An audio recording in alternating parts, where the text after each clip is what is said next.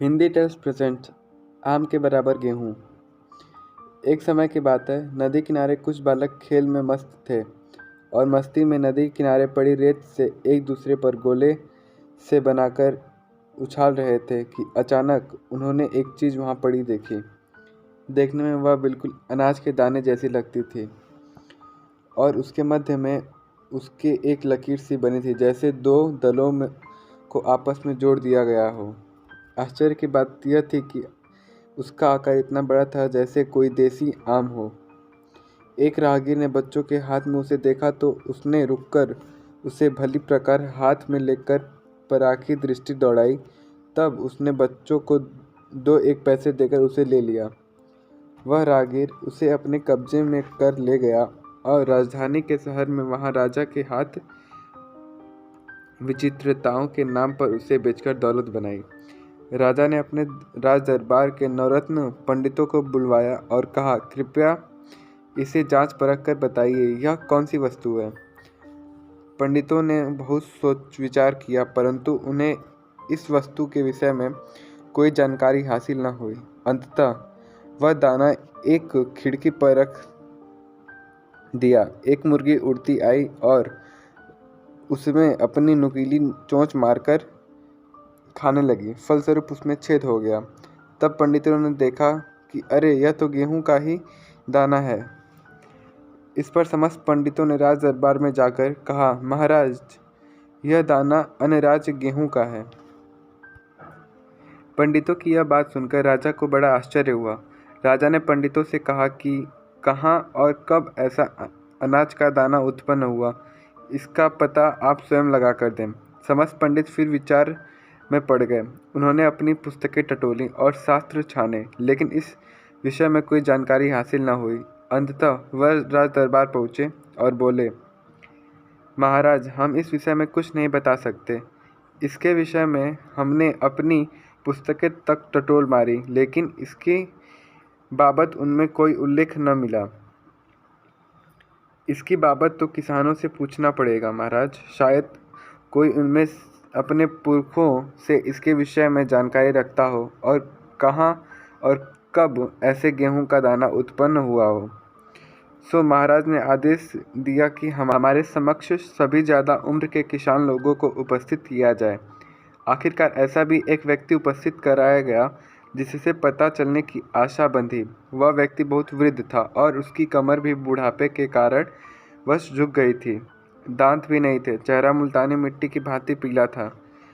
राजा के दीवान ने यह दाना राजा के आदेशानुसार उस बूढ़े व्यक्ति को दिखाया, लेकिन बुढ़ापा इतना था कि आंखों की लाइटें भी 0 वाट के बल्ब से कम नज़र पड़ती थी। अर्थात उसने उसे हाथ में लेकर बामुश्किल टटोल कर देखा। राजा ने पूछा, बाबा, क्या तुम बता सकते हो कि ऐसा दाना कहाँ और कब पैदा हुआ? क्या भूत में कभी तुमने इतने बड़े अनाज कभी खरीदा है या कभी आपने खेत में बोया या उगाया हो?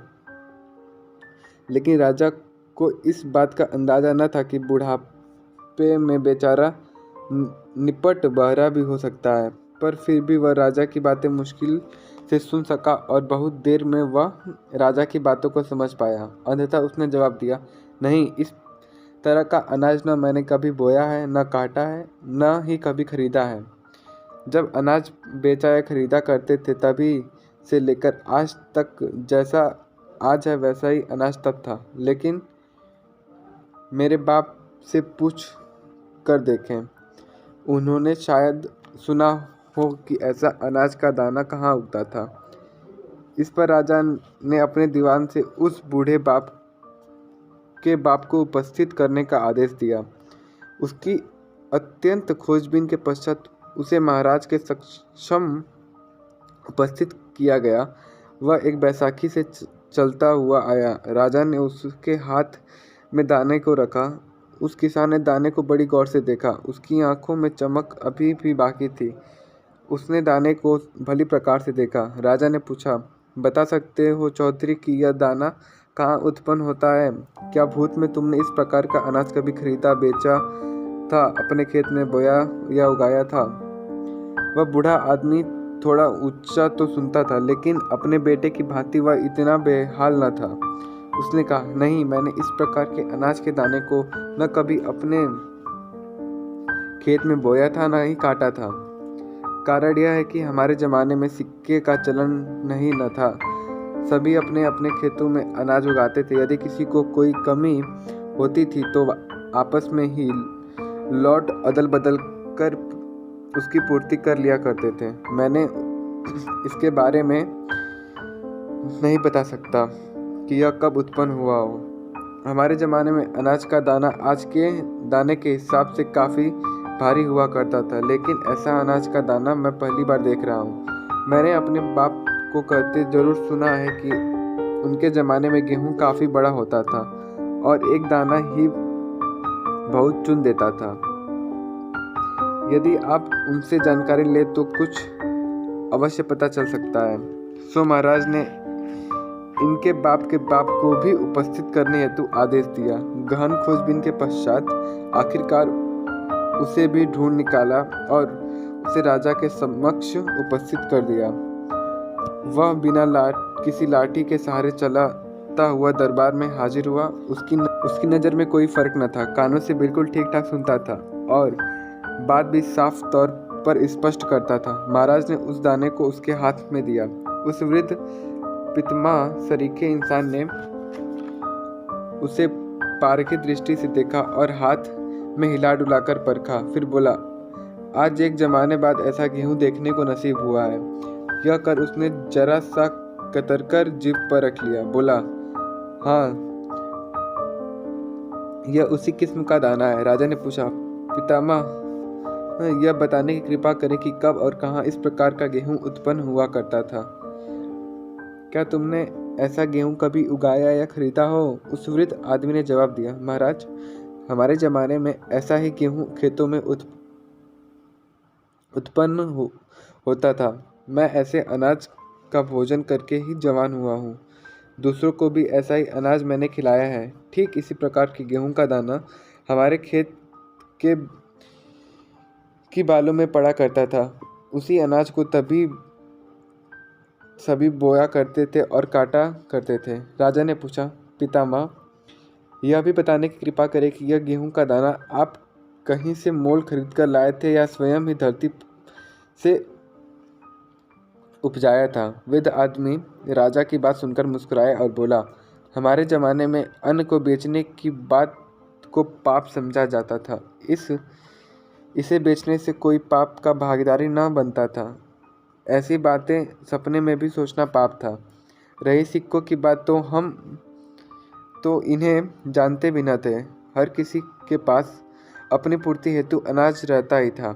राजा ने कहा, तो तुम्हारे वह खेत कहाँ पर थे जहाँ इस तरह का अनाज उपजता था? वृद्ध पुरुष ने उत्तर दिया, हमारे खेत क्या महाराज, प्रभु की यही वसुंधरा तब भी थी। जहाँ हल जोता और परिश्रम किया वही हमारा खेत हुआ। जमीन छूटी बिछी थी, मालिक मलकियत की बात न थी। जमीन के ऊपर कभी भी तेरे मेरे का सवाल न उठता था। एक हाथ का परिश्रम ही ऐसी चीज होती थी कि जिसमें हर व्यक्ति अपना हक मानते थे, अन्यथा कोई नहीं। राजा ने कहा, दो प्रश्न का और उत्तर दीजिए पितामह। प्रथम प्रश्न यह है कि वसुंधरा पहले ऐसा दाना कैसे उपजती थी और अब उपजना क्यों बंद हो गया? दूसरा प्रश्न यह है कि आपका पोता तो बैसाखियों के सहारे चलता हुआ आया, बेटा एक लाठी के सहारे चलता हुआ आया, और आप बिना किसी सहारे के चलते हुए किस तरह आप आ गए? आपकी आंखों की रोशनी भी अभी तक बरकरार है, दांत भी काफ़ी मजबूत हैं और वाणी साफ सुथरी और मधुर है। यह सब किस प्रकार संभव हुआ? उस व्यक्ति ने उत्तर दिया, ऐसा इस कारणवश संभव हुआ है कि आज व्यक्तियों ने अपनी मेहनत के भरोसे रहना छोड़ दिया है और अन्य के परिश्रम का आसरा थाम कर रहते हैं। हमारे ज़माने में लोग प्रभु के नियमों का पालन करते थे और उसी के अनुसार रहते थे। जो उनका था वही उनका था। दूसरों के परिश्रम और उनके फल की इच्छा का कोई लोभ नहीं था। स्वयं अपने परिश्रम के फल की प्राप्ति की कल्पना करते थे। किसी अन्य के लाभ से उनका कोई मोह न था।